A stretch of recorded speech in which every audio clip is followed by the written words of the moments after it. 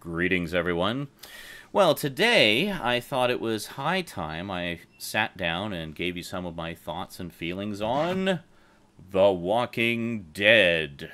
Yes, given that it's basically the single most popular zombie apocalypse story on the face of the planet right now, and I've never done a video about it. Well, I know there's been a lot of controversy amongst fans of the original comics regarding the show. So that's specifically what I'd like to talk about today. The show, some of the controversy, some of my thoughts on it, coming into it as someone who's never actually read the comics. So I'm just taking the show on its own merit, based on kind of a passing familiarity with the comics from what I've, talking to fans of the comics, their thoughts on it, what I've seen just flipping through it and such. And I thought, you know what? I do enjoy a good rant, but I also enjoy another person's rants, and thought he might like to join in on the fun this time. It gives me great pleasure to announce that joining me for today's discussion on The Walking Dead is none other than Stoudman. Hello, everybody. How's it going? I don't do a lot of collaborative reviews, but occasionally a subject comes up that just calls for a second opinion to be thrown into the mix. And, Stoud and I were actually talking about The Walking Dead the other night in the Stickam chat and on Skype and whatnot. And I thought, you know what, this is a good opportunity for another collaboration. So, welcome, Stoud, to today's episode. Well, thank you for having me on board. Zaranyzerak, sir. Okay, so without any further ado, let's get on with it. The Walking Dead, guest starring Stoudman, today on the Multimedia Chronicles.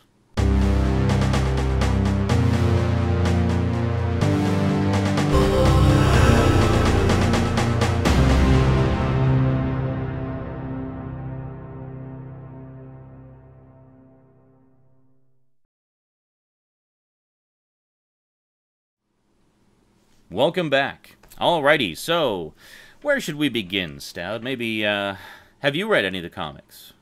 I have not read any of the comics. I have just started to, but basically my knowledge of the comics is very limited. So, okay. Yeah. So essentially you're coming at the show from much the same place as I am, just someone who has just kind of a passing familiarity with the comics and is really just taking the show on its own merits. Exactly.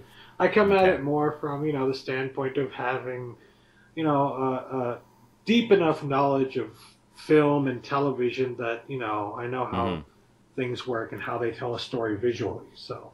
Sure. Okay. Yeah, so I guess we should address that right off the bat, because likely we're going to get a lot of flack for that. It's like, what?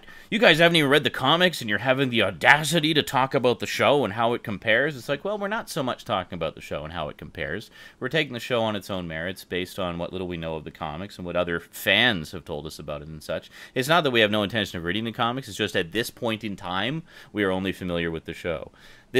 Given what a huge franchise this is and how much media there is to consume in it, there's the comics, there's a novel out, there's the show, of course, and I'm sure there's going to be plenty of other things down the line as well. Just to there's a new game coming out from Telltale. Well, there you go. There's a game coming out as well. So, this is likely a subject we will return to several times down the line. But for now, we're just going to talk about the show, some of our thoughts on it, and, our thoughts on some of the controversy amongst the fan base.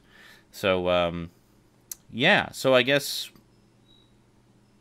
we'll start by talking about the show itself. What are some of your thoughts on the show as the zombie apocalypse for television there, Stoud? Well, I really like it because, for the reason that a lot of people don't like it. I like it because it is that, what's the word I'm thinking of? Shit.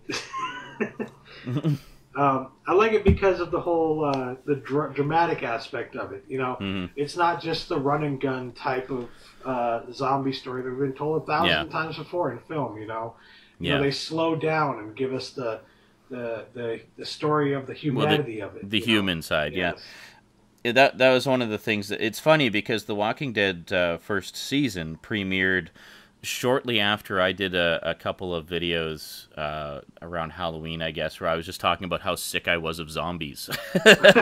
And how I just thought that the zombie genre was kind of really overplayed lately, and there just seemed like this glut of zombie stuff out there. But then The Walking Dead premiered, and I was like, well, okay, I'll give it a chance, because I heard that the comic was really good, and, you know, it's supposed to be really good, you know, a very different kind of zombie story. So I'm like, okay, I'll give it the benefit of the doubt. So I checked it out, and I thought it was great, and for much the same reasons that you stated as well. Is like, I really like the fact that it focuses a lot more on the sort of survival aspect of it. It's basically, okay, how are we going to live in this new world, and how are we going to cope with the way things have changed, and how are we going to live with each other in this new world, and just all the various conflicts and whatnot that arise from that.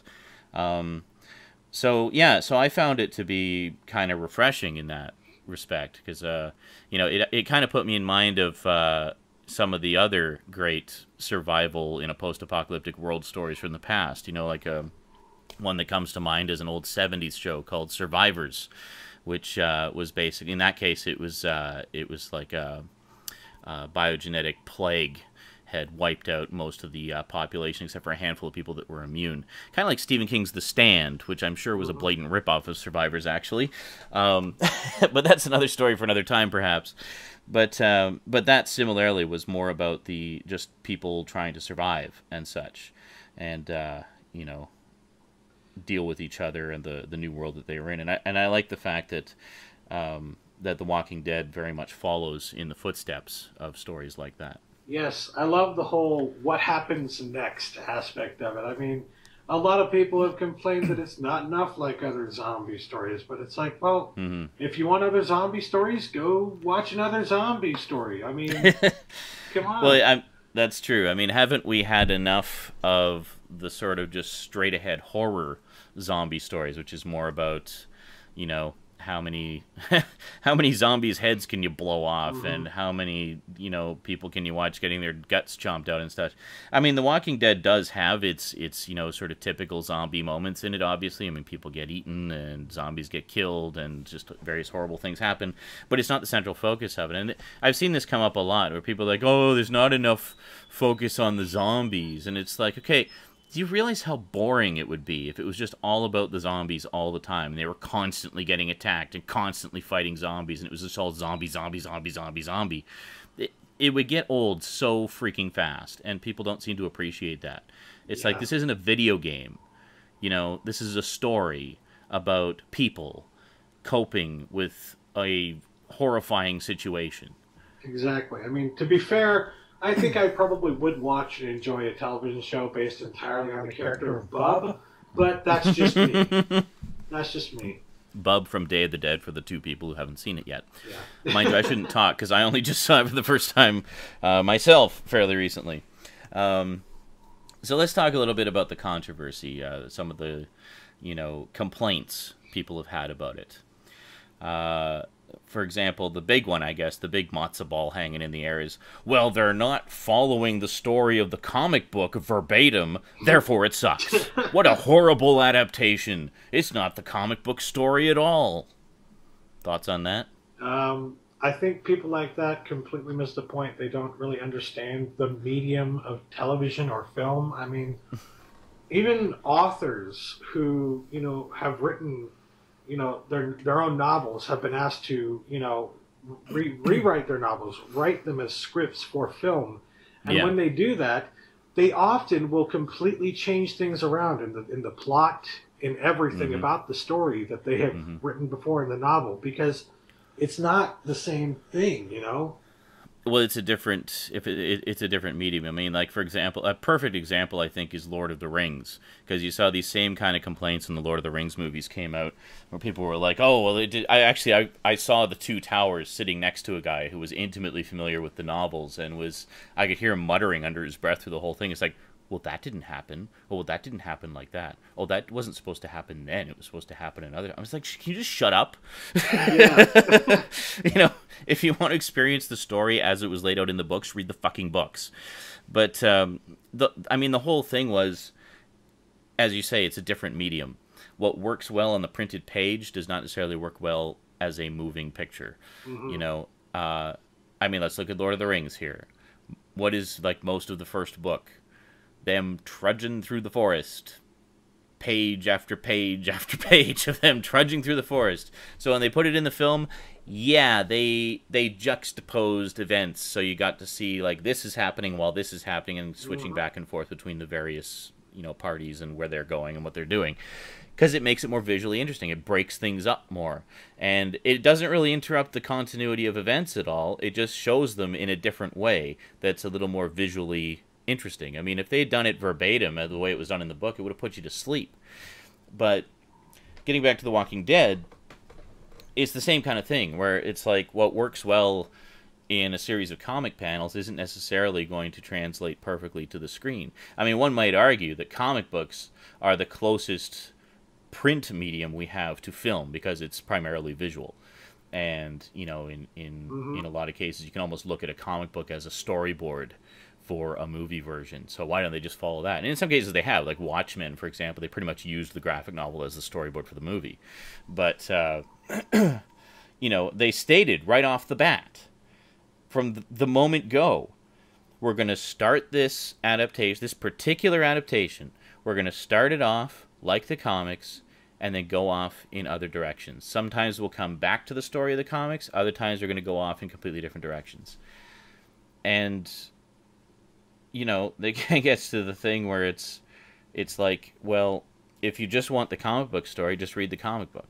Yeah, you know? Exactly. If you just... I mean, there's nothing wrong with that. I mean, you know, obviously, we would encourage you to read the comics as well. I mean, I'm encouraged by having seen the television show to, you know, read the graphic novels, the comic books as well. But yeah, me too. To add on to that, though, the whole concept of comics and graphic novels being like the closest thing to television or film, or, you know, like basically the structure of film. Yeah. Definitely it is, but I mean, how many movies based on comic books have been exactly like the comic book, you know? Well, like none. Yeah, exactly. They all take... I mean, to be... On the one hand, you have a lot of movies based on, you know, characters and whatnot that have been around for decades. So there's just such a back catalog of lore that it would be impossible to distill it all down to a single film. So, I mean, essentially what they seem to try to do a lot of the time is just kind of get the essence of what makes the character that character, and the world that they're in, that world, you know, and just get the feel of it right, and then tell an original story within that. You know, well, and similarly, movies based on video games, following a similar model. Like, I know a lot of people hate the Resident Evil movies because it doesn't follow the story of the game. It's like, well, okay, each chapter of that story is like 12 hours long. You can't do that in a movie. You can't have a 12-hour movie. And I know there's like 3 people out there who are going to say, well, I would watch a 12-hour movie based on the original story of Resident Evil. And it's like, no, you wouldn't. Okay, shut up. You're an idiot. And even if you would, it's like, that doesn't mean everyone else is going to. Yeah, it's great. You would, but nobody else would. Exactly. They're not going to cater a film to you and 3 other people in the world. And it's just not going to happen. No, but again, with Resident Evil, they got, you know, there's beats in there that hit things from the games. I mean, you see characters from the game, you see monsters from the game.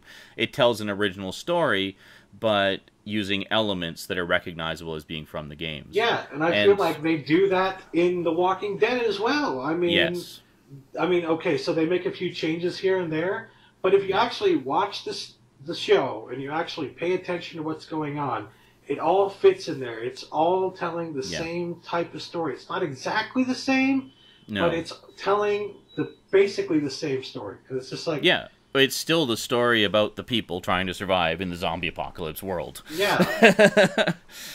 You know, it may play out differently, but it's still the same idea, and it's still got the same kind of drama going on and such, just taking it different. You know, let's just make it even simpler. Call this an alternate reality version of the story. Yeah. You know, quantum physics, man. They both started at point A, then somebody made this decision, somebody made that decision, and they went off in separate directions. There you go. Done. They do it in Red Dwarf all the time. And nobody complains about that. Well, actually, they do, but, fans find a reason to complain about anything. But, it's like there's no reason for it to be the exact same story. And besides, do you want to be a fan of the comic, having read the comic, and just see the story you already know adapted verbatim? You already know what happens in that story. Exactly. Don't you want something fresh and new that has the same flavor and takes it in new, unexpected directions? So even you, a voracious reader of the comic, are surprised. I don't know. That sounds like fun to me.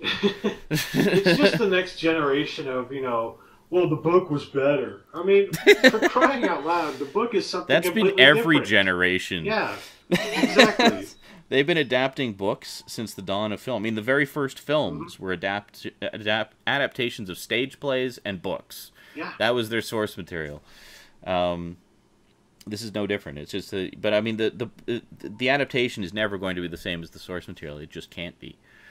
Yeah. So it just doesn't work that way, and when it does, it's usually not that great of a film.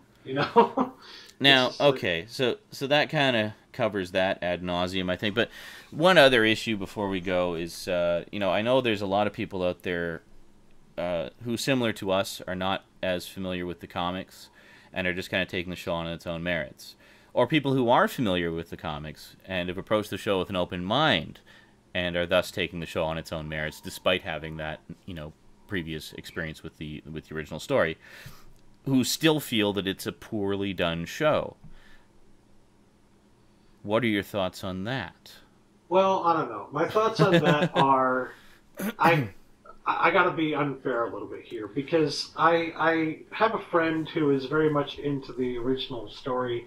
He was complaining to me about the last episode, that they changed something that he felt was too drastic of a change, and he just kept pointing out little things that they changed that he didn't like, that they had changed, and he needed to leave it alone and just present it as it originally was in the comic books. And then, not like 10 minutes later, I read a Facebook post from him saying, "I love Jack and Jill. Adam Sandler is the greatest freaking comedian of my freaking generation." And I'm just like, can I take this person seriously or not? Because it doesn't appear to me that they know very much about film. I'm just... that does kind of hurt one's credibility there, doesn't it? just a tad. I'm sure they're going to see this and get pissed off of me. But I'm sorry, man. I'm just... Whoever you are, we still love you. Yeah, exactly. It's just... How can you not like Walking Dead and like Jack and Jill? I don't know. Maybe he just really loves Adam Sandler's... I guess. Comedy. You strained to say comedy there. Yeah. Well, I mean, I come from a somewhat biased opinion on that point. I've never really been a big fan of Adam Sandler. Some of his stuff I can stand, but yeah. But this has nothing to do with Walking Dead. So anyway, but no, I've seen some people complain about the fact that, that certain aspects of the story just seem a little too convoluted. Like, for example, that they spend, the big complaint being they spend so long at the farm. Oh, my God. Oh. It's like, well, whatever. The farm's interesting. And plus, let's not also forget the fact that I'm pretty sure this is a fairly low-budget show. Yeah. So it's cheaper to film in just a few locations over the course of a season and focus on the drama between the characters than it is to have them constantly on the road and on the move and on the go all over the place. I mean, I'm pretty sure they're going to leave the farm by the end of this season. I mean, it seems to be that things are very quickly hitting the fan, and they're going to be on the move again. But, so this was the farm season, Yeah. like, so what? I mean, next season will be something else. Well, I mean, to build off of that, the budget, it was big to start off with, but then, when... There's been some production problems, I know that. Yeah, exactly. When Frank Darabont wanted to keep it big, and AMC didn't want to keep it big, they wanted to shrink it as much as they possibly could. So they kicked Darabont out. So is it really a surprise to see that they aren't really changing anything about the location? I mean, this is the kind of thing that you see that is obviously going to be a big difference between a production on television or film and in a freaking in a graphic novel where you can do whatever the hell you want to. You know, another good example of that was when one of my all-time favorite science fiction shows of all time, Babylon 5.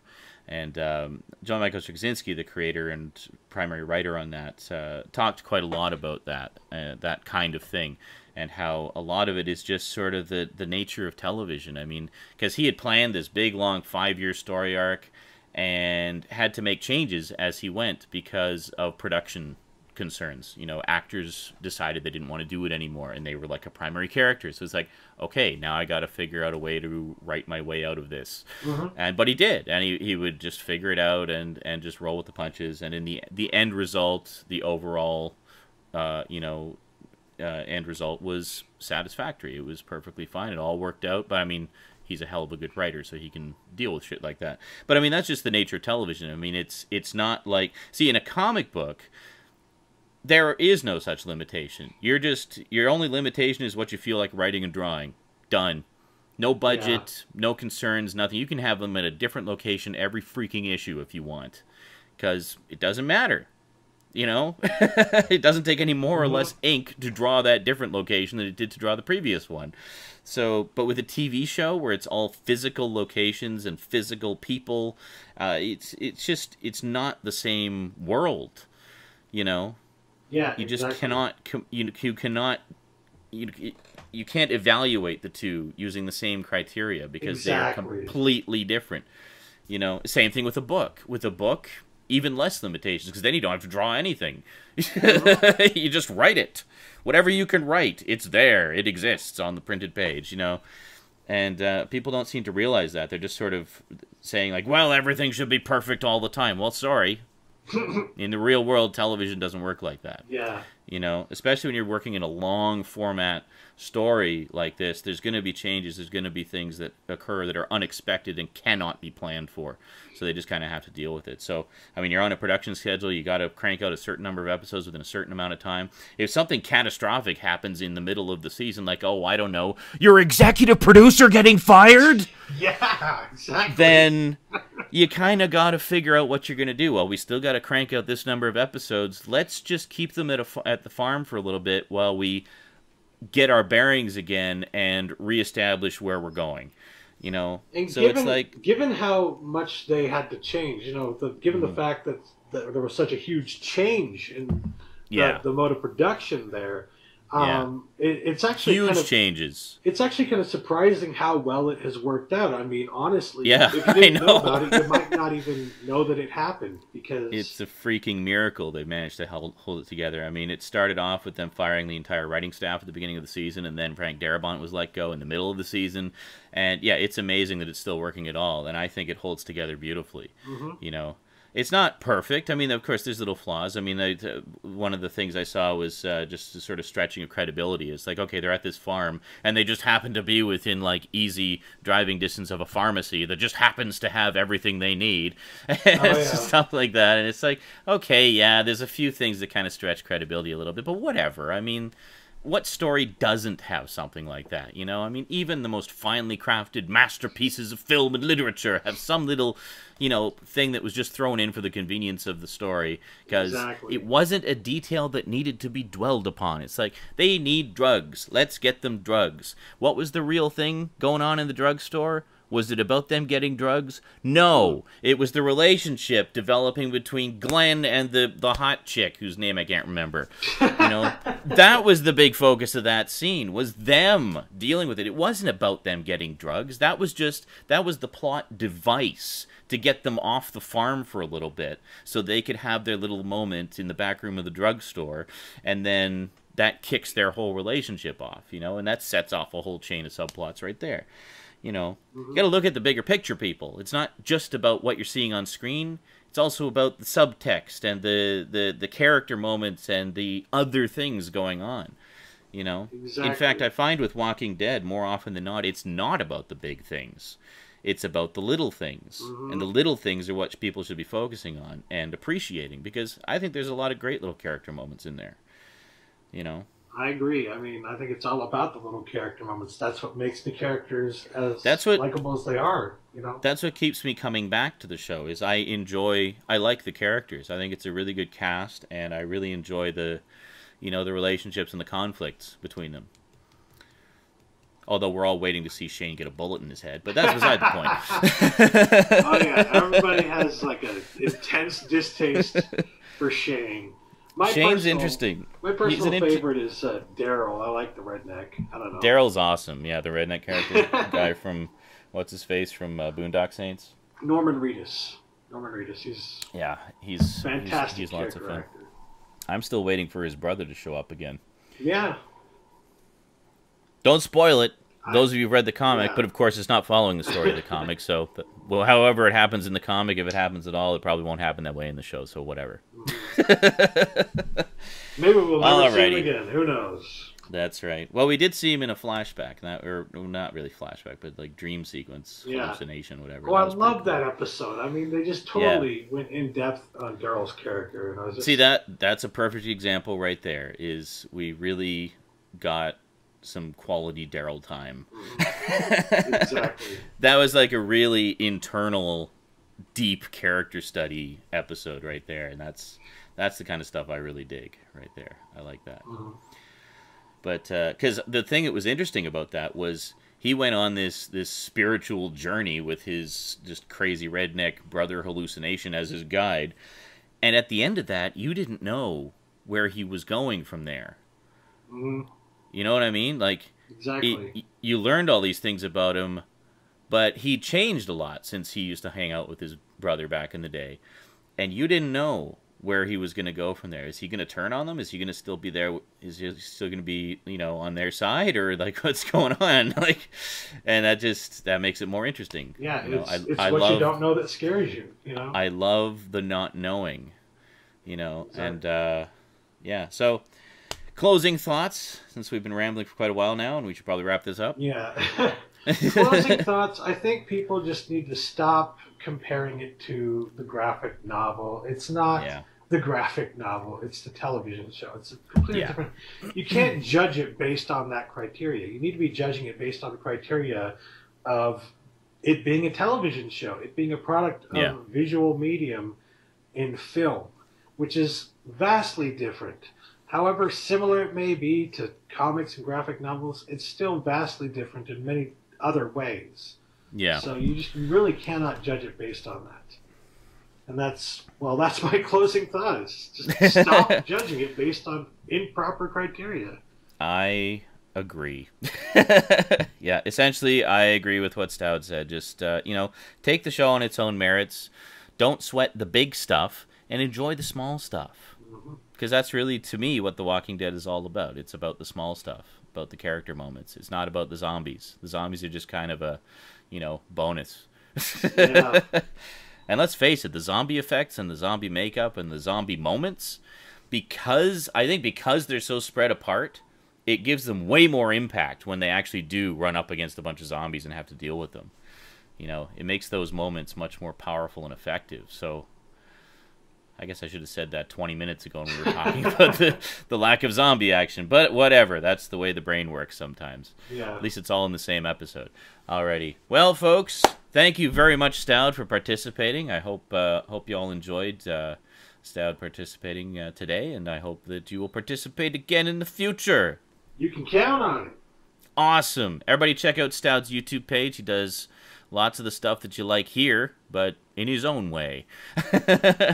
Does lots of DVD reviews, talks about film, lots of rants, and all kinds of good stuff. You'll have a good time over on his channel for sure. And, yeah. So that's it from us to you. So until next time, thanks for watching, and sayonara.